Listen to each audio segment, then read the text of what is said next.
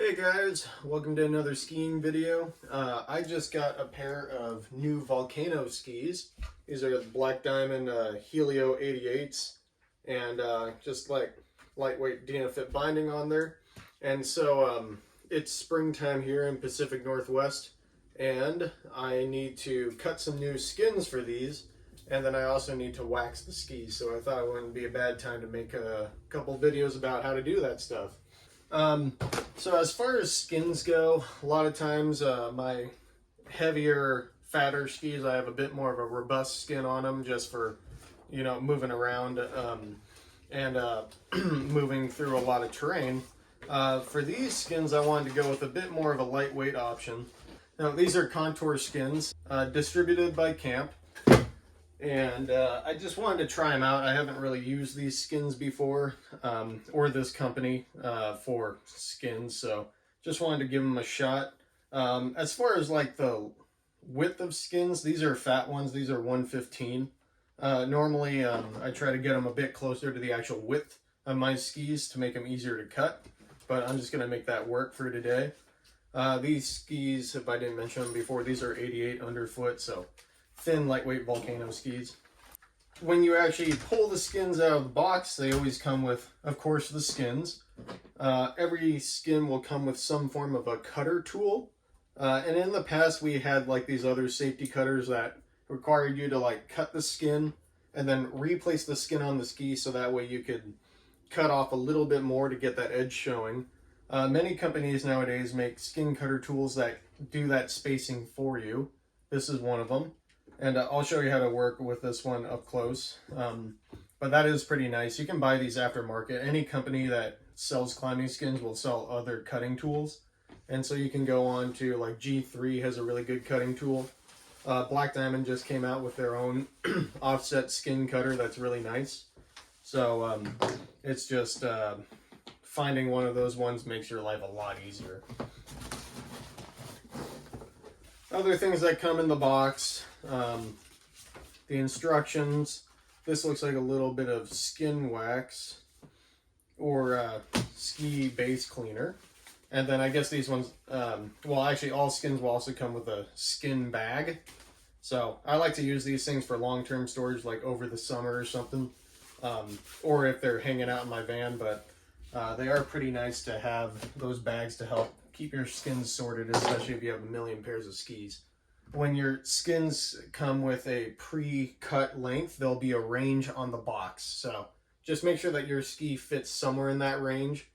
If you're on the higher end of the range, then you can have a bit more tail exposed. If you're on the lower end, then you can have a lot more of the ski covered. So that's kind of your choice if you want to do those sorts of things. Oh, another thing I want to bring up real fast before I get super into this is I have this ski right here on these three posts. I'm going to call them posts. These are made by Swix, and they aren't super expensive. They go on any table, and it does make your life a lot easier. It used to be back in the day I would put the skin on the ski like this, and then cut down the side holding the ski up. And while you can do that, if you're doing this for your first couple of times, it is really nice to actually have some sort of base that you can hold the skin onto while you're cutting them. And so that's where these Swix things are really nice. You can also make your own, but Swix does a pretty good job of it. Just gonna wipe off the base of the ski, make sure that's nice and neat. First step is actually putting the skin on the ski. So these things have a little plastic backing on them. So this backing is a one-time use backing.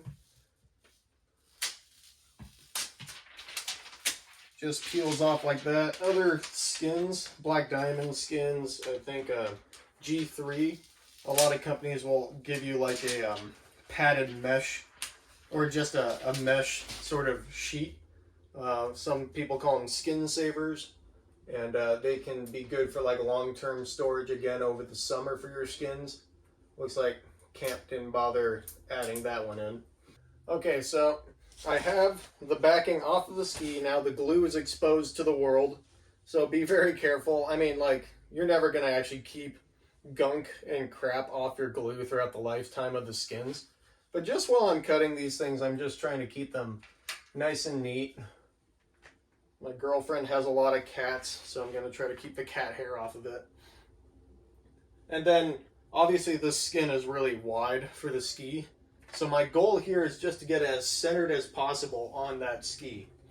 Alright, so it took me a couple of tries. It may take you a couple of tries, but roughly I got about equal side of the skin on either side of the ski right here.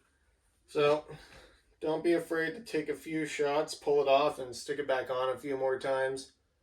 Okay, so this is where that ski bench I was talking about really comes in handy, because it holds the ski super solid, and it's pretty easy for me to just get my cutter under the ski and then have very even pressure while I run this along the edge. You can see how this cutter is sort of made. Right here, this may be hard to see in the video, but right here is where the blade is. And then you have this like plastic plate right here. And then this whole big chunk of plastic is for the handle on top. And so each company kind of makes these slightly differently, so you gotta play around with it a bit. But on the bottom, there are these spikes right here. And those spikes are designed to go, to feel along the edge of the ski. So to show you on this ski right here, these points will go right along the side, along the edge, and that'll work as my feeler for where the edge is. The blade is offset just enough so that way the edge will be exposed after I cut the skins. And then this little plastic piece right here is shaped so that way it'll actually pull the skin off of the ski base and then cut the skin as it runs along the edge of the ski. And so that's the really nice part about it, is that offset right there. And then the key is just to keep this cutter here focused on the edge, apply pressure downwards and to the side to keep it on track, and then just slowly slide it along the ski, cutting the skin at the same time. So that's ultimately my goal here. It is a one-directional thing, so on this far side of the ski, I'll be pushing from the tip to the tail, and then on the other side of the ski, I'll have to push from tail to tip in order to achieve that difference. Ultimately, what we want is the skin should only be touching the base of the ski, and you should have your edges exposed so that way you can use them while you're skinning uphill. So there you go. Keep firm pressure. I can feel this cutting along the edge of the ski. Sometimes I lift the skin up a little bit just to help it along.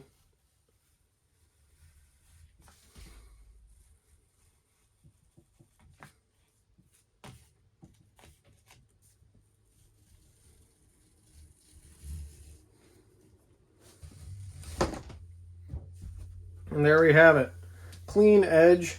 You can see how I, right here, I accidentally curved the blade in a little bit more, so I cut off a little extra skin, but that's okay. I'm fine with having a little bit less skin. That's just me.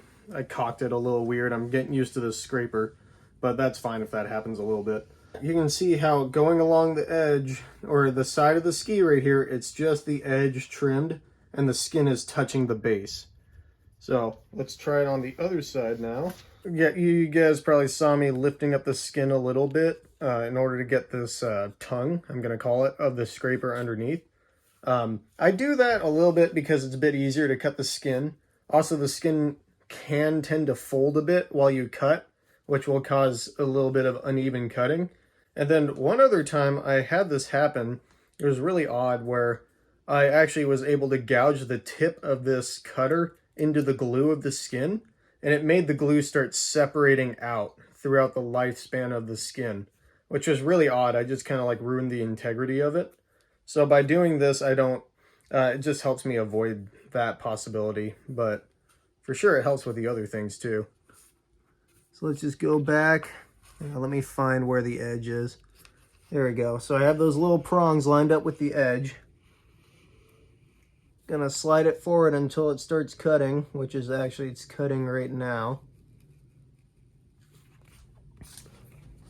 Holding this at a nice 90-degree angle.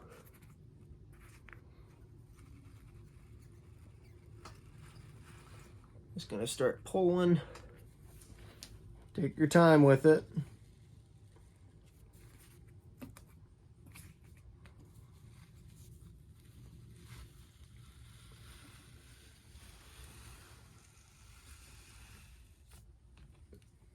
I'm just checking every now and again.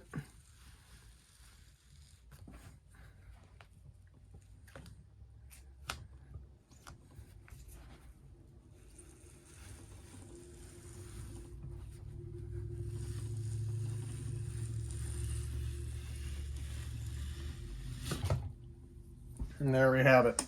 The last thing I do is I take this excess skin stuff right here and I cut off a small section like this, and then I'll just blot the edge of the skin as I go down, because the like little nylon or synthetic or whatever mohair that the skin is made out of, just to kind of blot off some of that extra crap that's on the edge from when I cut it.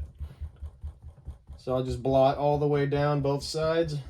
So now I have my completed skin cut. Both edges are showing, a little extra base right there for style points.